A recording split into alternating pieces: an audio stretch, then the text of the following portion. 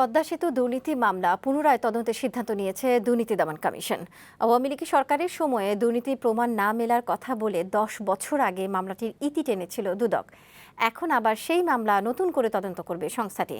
মঙ্গলবার দুদকের মহাপরিচালক আক্তার হোসেন জানান, পদ্মা সেতু পরামর্শক নিয়োগে দুর্নীতির সাবেক সচিব মোশাররফ হোসেন ভূঁইয়া সহ 7 জনের বিরুদ্ধে দুদক আবার অনুসন্ধান শুরু করেছে। এদিকে গুলশানে সরকারি সম্পত্তি আত্মসাতে মামলায় আসামি করা হয়েছে সাবেক সংসদ সদস্য এবং বাংলাদেশ ফুটবল ফেডারেশনের সাবেক senior vice president Abdus Salam মুর্শেদীকে।